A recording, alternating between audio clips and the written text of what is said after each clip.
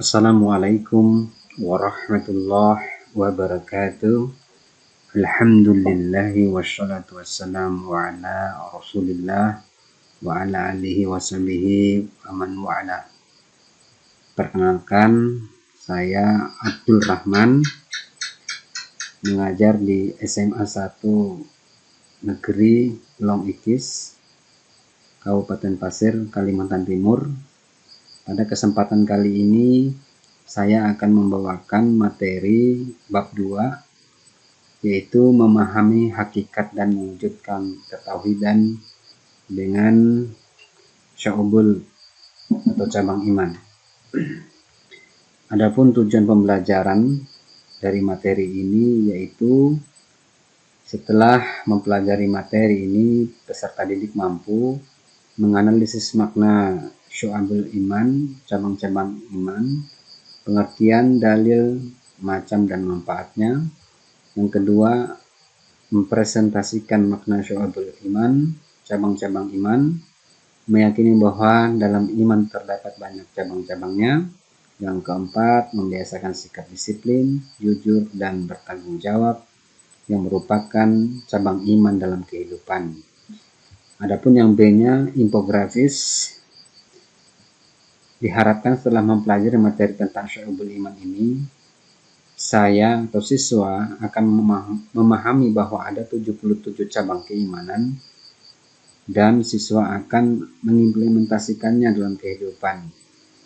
Yaitu iman itu didasari oleh diucapkan dengan lisan, itu memiliki 7 cabang iman, diyakin dengan hati, itu memiliki 40 cabang iman, kemudian dibuktikan dengan perbuatan, itu memiliki 30 cabang iman, yang mana kalau kita jumlahkan itu berjumlah 77 cabang keimanan. Adapun keimanan seseorang, bila kita gambarkan dalam sebatang pohon, iman itu kita anggap sebagai batang pohonnya, kemudian memiliki ranting-ranting, yang mana ranting-ranting tersebut mempunyai makna. Yang pertama yaitu takut kepada Allah, berharap kepada Allah, tawakal, memenuhi janji, bersyukur atas nikmat Allah, memelihara lisan, menutup aib orang lain, menjaga kehormatan, ikhlas, malu, dan zuhud. Di dalam Quran surat An-Nisa 136, mari kita sama-sama mendengarkan ayatnya, yaitu A'udzubillahi minasyaitonirrajim. Bismillahirrahmanirrahim. Ya ayyuhalladzina amanu billahi wa rasulihi wal kitabil ladzi nazzala ala rasulihi wal kitabil ladzi anzala min qabl. ومن يكفر بالله وملائكته وكتبه ورسله واليوم الآخر فقد ضل ضلالا بعيدا. Sadaqallahul azim.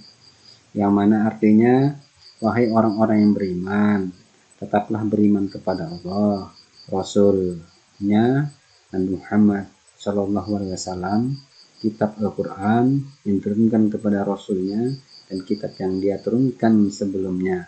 Siapa yang kufur kepada Allah, para malaikatnya, kitab-kitabnya, para rasulnya, dan hari akhir, sungguh dia telah tersesat sangat jauh. Iman berasal dari bahasa Arab, dari kata dasar amana, yu'minu, imanan, yang berarti beriman atau percaya. Adapun definisi iman menurut bahasa berarti kepercayaan, keyakinan, ketetapan, atau keteguhan hati. Imam Syafi'i dalam sebuah kitab yang berjudul Al-Um mengatakan, sesungguhnya yang disebut dengan iman adalah suatu ucapan, suatu perbuatan, dan suatu niat, di mana tidak sempurna salah satunya jika tidak bersamaan dengan yang lain. 6 pilar iman itu antara lain adalah iman kepada Allah Subhanahu wa Ta'ala, meyakini adanya rasul-rasul utusan Allah, mengimani keberadaan malaikat-malaikat Allah Subhanahu wa taala, meyakini dan mengamalkan ajaran-ajaran suci dalam kitab-kitabnya, meyakini akan datangnya hari akhir dan mempercayai qada dan qadar Allah Subhanahu wa taala. Definisi syu'ubul iman, terdapat 77 cabang iman, di mana setiap cabang merupakan amalan atau perbuatan yang harus dilakukan oleh seorang yang mengaku beriman, mukmin. 77 cabang itulah yang disebut dengan syu'ubul iman. Bila mana 77 amal tersebut dilakukan seluruhnya, maka telah sempurnalah imannya. Namun apabila ada yang ditinggalkan, maka berkuranglah kesempurnaan imannya. Sabda Rasulullah Shallallahu Alaihi Wasallam yang lain terkait dengan cabang-cabang iman adalah sebagai berikut.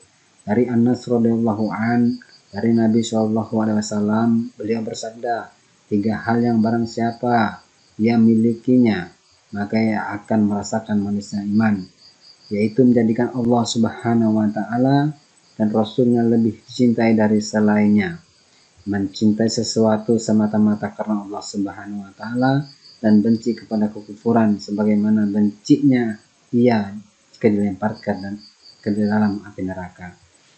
Hadis riwayat Bukhari Muslim.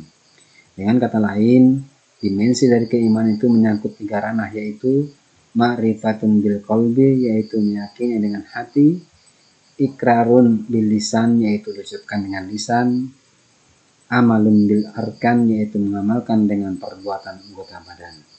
Dari pengelompokan berdasarkan dimensi keimanan tersebut, maka syu'ubul iman dibagi menjadi 3 bagian yang meliputi niat, akidah dan hati, lisan atau ucapan, dan seluruh anggota badan. Adapun tanda-tanda orang yang beriman, yang pertama, jika mendengar nama Allah Subhanahu wa taala disebut, maka bergetarlah hatinya, dan jika dibacakan ayat-ayat Al-Quran, maka bergejolaklah hatinya untuk segera mengamalkannya.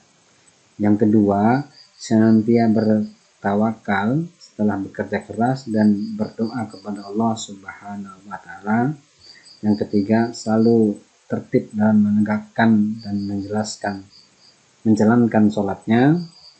Yang keempat, menafkahkan sebagian rezeki dan hartanya di jalan Allah Subhanahu wa taala. Yang kelima, menghindari perkataan yang tidak berguna. Yang keenam, memelihara amanah dan menepati janji. Yang ketujuh, berjihad di jalan Allah Subhanahu wa taala dengan jiwa dan harta yang dimilikinya. Adapun problematika praktek keimanan di sekitar kita, ini biasanya ada saja yang menggoda, ada saja yang menghambat, ada saja yang tidak suka dengan keimanan kita kepada Allah Subhanahu wa taala dengan hambatan-hambatan sebagai berikut. Yang pertama, mukmin yang saling mendengki, walaupun sesama mukmin, secara agama sama, tetapi kadang-kadang rasa dengki inilah yang bisa merusak persaudaraan, merusak antara teman, merusak antara tetangga, sehingga keimanan tadi diuji dengan hal-hal yang bisa merusak pribadi-pribadi individu itu sendiri. Kemudian kaum munafik yang membenci kaum mukmin. Ini sudah dari zaman Nabi Muhammad SAW. Banyak sekali orang-orang munafik yang di depan kita secara lahiriah baik, tapi di belakang kita menusuk atau menikam dalam lipatan. Kemudian orang kafir yang memerangi kaum mukmin. Dari sejarah-sejarah yang pernah kita baca, yang pernah kita lihat, yang pernah kita dengar, itu orang-orang kafir tidak pernah akan rela sebelum kita masuk ke dalam ajaran mereka atau gaya hidup mereka. Kemudian yang keempat, tipu muslihat setan yang selalu menyesatkan.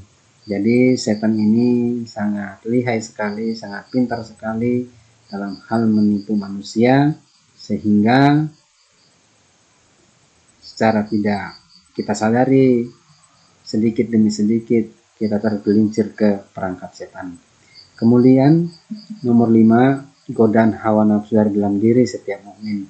Jadi seorang mukmin dalam kehidupannya tidak terlepas dari hawa nafsu yang bila tidak kita kontrol dengan keimanan kepada Allah dan Rasul-Nya, maka kita bisa tergelincir menjadi manusia yang hina-hina.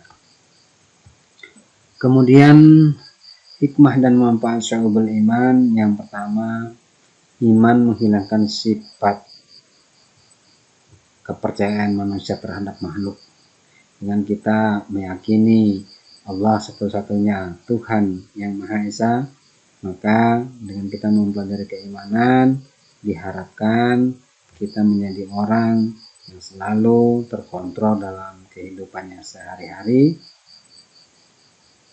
lebih mawas diri dalam menjalankan kehidupan. Yang kedua, iman menanamkan sikap tidak takut menghadapi kematian. Dengan kita beriman kepada Allah dan Rasul-Nya, kita yakin benar ada kehidupan setelah kematian. Jadi kita selama dunia ini, kita mempersiapkan sebanyak-banyaknya bekal kita, agar nanti ada bekal dalam mengarungi kehidupan setelah kematian. Yang ketiga, iman akan membuat seseorang mukmin memiliki jiwa yang tenang. Jadi dengan keimanan kita meyakini bahwasanya Allah, nabinya, kitab-kitabnya, hari akhir, qada dan qadar, itu akan membuat hati kita menjadi tentram. Kemudian yang keempat, iman mewujudkan kehidupan yang lebih baik dan berkualitas. Dengan kita beriman kepada Allah, kita yakin benar bahwa sesuatu yang kita lakukan di dunia ini tidak ada sekecil apapun tanpa pengawasan dari Allah Subhanahu wa Ta'ala. Yang kelima, iman menumbuhkan sikap ikhlas. Dengan kita beriman kepada Allah, maka akan timbul di dalam hati kita selalu berharap dan selalu ridho dengan apa yang menjadi keputusan Allah Subhanahu wa Ta'ala. Yang keenam, iman mendatangkan keberuntungan. Dengan kita menjalankan agama ini dengan baik dan benar, maka keberuntungan dalam kehidupan akan kita rasakan baik di dunia maupun di akhirat. Yang ketujuh, iman mencegah penyakit jasmani dan rohani. Dengan kita beriman kepada Allah, penyakit-penyakit baik yang secara lahiriah dan rohaniah itu akan mudah kita cegah, sehingga kita menjadi muslim, mukmin yang kafah, yang selalu diridhoi oleh Allah Subhanahu wa Ta'ala. Baik, hanya itu yang perlu saya sampaikan. Salah hilaf saya mohon maaf. Wabillahi taufiq wal hidayah. Wassalamualaikum warahmatullahi wabarakatuh.